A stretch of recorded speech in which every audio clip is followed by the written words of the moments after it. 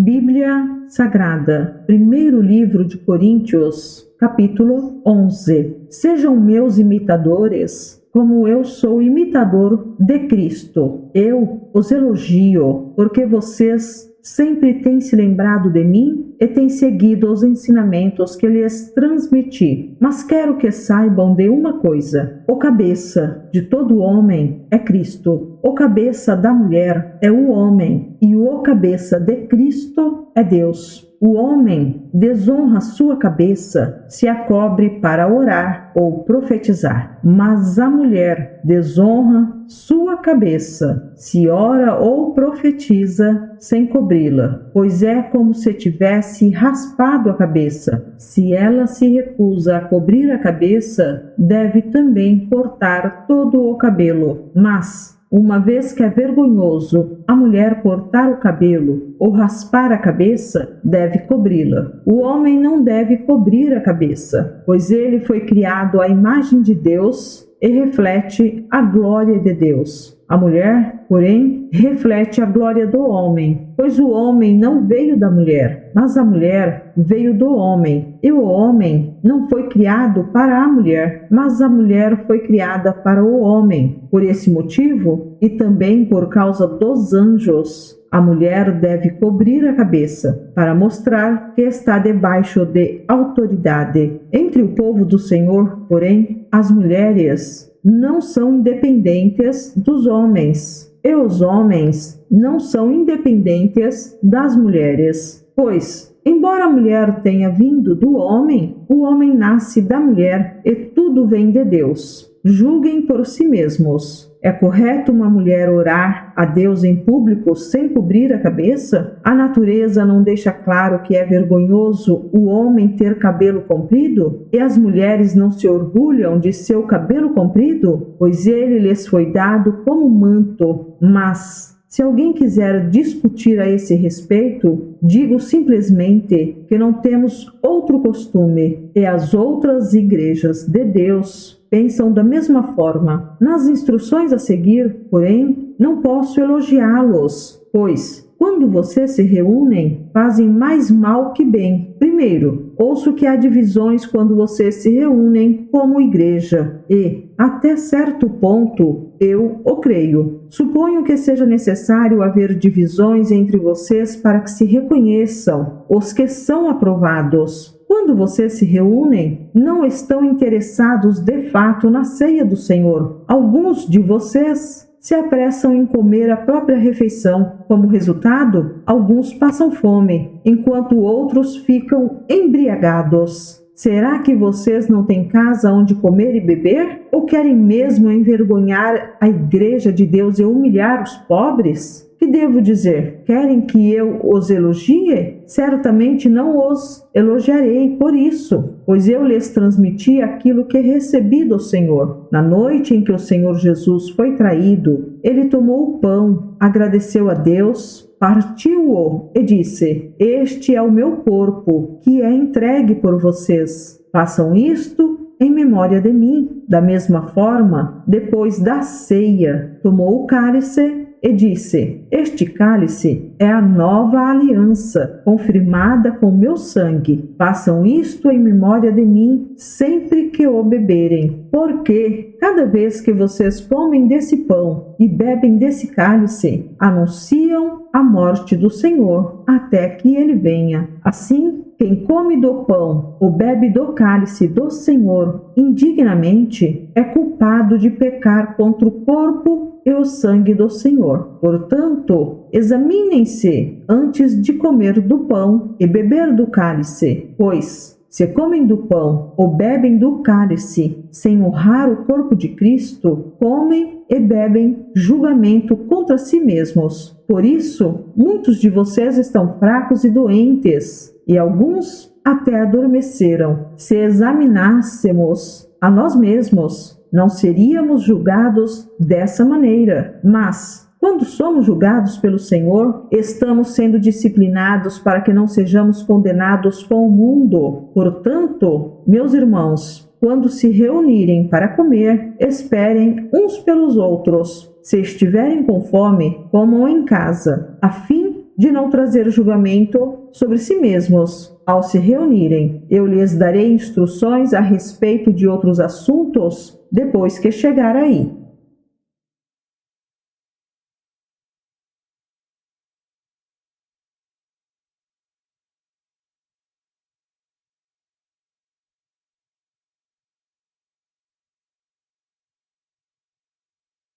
Bíblia Sagrada, primeiro livro de Coríntios, capítulo 12. Agora, irmãos, quanto à sua pergunta sobre os dons espirituais, não quero que continuem confusos. Vocês sabem que, quando ainda eram pagãos, foram conduzidos pelo caminho errado e levados a adorar ídolos mudos. Por isso, quero que compreendam que ninguém que fala pelo Espírito de Deus amaldiçoa Jesus. E ninguém pode dizer que Jesus é Senhor a não ser pelo Espírito Santo. Existem tipos diferentes de dons espirituais, mas o mesmo Espírito é a fonte de todos eles. Existem tipos diferentes de serviço, mas o Senhor a quem servimos é o mesmo. Deus trabalha de maneiras diferentes, mas é o mesmo Deus que opera em todos nós. A cada um de nós é concedida a manifestação do Espírito para o benefício de todos. A um, o Espírito dá a capacidade de oferecer conselhos sábios. A outro, o mesmo Espírito dá uma mensagem de conhecimento especial. A um, o mesmo Espírito dá grande fé. A outro, o único Espírito concede o dom de cura. A um, ele dá o poder de realizar milagres. A outro, a capacidade de profetizar. A outro, ele dá a capacidade de discernir se uma mensagem é do Espírito de Deus ou de outro espírito. A outro, ainda, dá a capacidade de falar em diferentes línguas. Enquanto a um, outro, dá a capacidade de interpretar o que está sendo dito. Tudo isso é distribuído pelo mesmo e único Espírito, que concede o que deseja a cada um. O corpo humano tem muitas partes, mas elas formam um só corpo. O mesmo acontece em relação a Cristo. Alguns de nós são judeus, alguns são gentios, alguns são escravos e alguns são livres. Mas todos nós fomos batizados em um só corpo, pelo único Espírito, e todos recebemos o privilégio de beber do mesmo Espírito. De fato, o corpo não é feito de uma só parte, mas de muitas partes diferentes. Se o pé diz: não sou parte do corpo porque não sou mão, acaso por isso deixa de ser parte do corpo? E se a orelha diz: não sou parte do corpo porque não sou olho, será que, por isso, deixa de ser parte do corpo? Se o corpo todo fosse olho, como vocês ouviriam? E, se o corpo todo fosse orelha, como sentiriam o cheiro de algo? Mas nosso corpo tem muitas partes, e Deus colocou cada uma delas onde Ele quis. O corpo deixaria de ser corpo se tivesse apenas uma parte. Assim, há muitas partes, mas um só corpo. O olho não pode dizer à mão: não preciso de você. E a cabeça não pode dizer aos pés: não preciso de vocês. Ao contrário, algumas partes do corpo que parecem mais fracas são as mais necessárias. E as partes que consideramos menos honrosas são as que tratamos com mais atenção. Assim, protejamos cuidadosamente as partes que não devem ser vistas, enquanto as mais honrosas não precisam dessa atenção especial. Deus estruturou o corpo de maneira a conceder mais honra e cuidado às partes que recebem menos atenção. Isso faz que haja harmonia entre os membros, de modo que todos cuidem uns dos outros. Se uma parte sofre, todas as outras sofrem com ela. E se uma parte é honrada, todas as outras com ela se alegram. Juntos, todos vocês são o corpo de Cristo, e cada um é uma parte dele. Deus estabeleceu para a igreja, em primeiro lugar, os apóstolos, em segundo, os profetas, em terceiro, os mestres, depois, os que fazem milagres, os que têm o dom de cura, os que ajudam outros, os que têm o dom de liderança, os que falam em diferentes línguas. Somos todos apóstolos? Somos todos profetas? Somos todos mestres? Todos nós temos o poder de fazer milagres? Todos temos o dom de cura? Todos temos a capacidade de falar em diferentes línguas? Todos temos a capacidade de interpretar o que é dito? Portanto, desejem intensamente os dons mais úteis. Agora, porém, vou lhes mostrar um estilo de vida que supera os demais.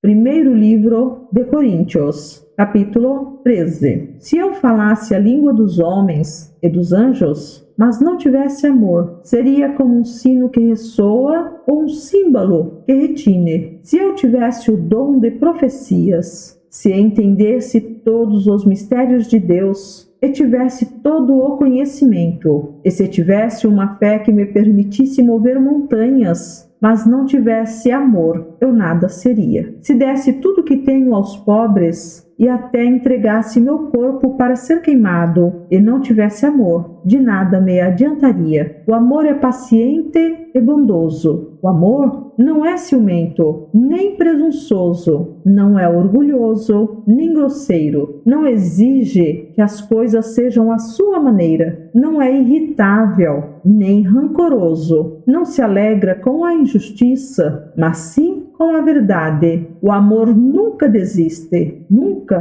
perde a fé, sempre tem esperança e sempre se mantém firme. Um dia, profecia, línguas e conhecimento desaparecerão e cessarão, mas o amor durará para sempre. Agora nosso conhecimento é parcial e incompleto, e até mesmo o dom da profecia revela apenas uma parte do todo. Mas, quando vier o que é perfeito, essas coisas imperfeitas desaparecerão. Quando eu era criança, falava, pensava e raciocinava como criança, mas quando me tornei homem, deixei para trás as coisas de criança. Agora vemos de modo imperfeito, como um reflexo no espelho, mas então veremos tudo face a face. Tudo o que sei agora é parcial e incompleto, mas conhecerei tudo plenamente, assim como Deus já me conhece plenamente. 3 coisas, na verdade, permanecerão: a fé, a esperança e o amor. E a maior delas é o amor.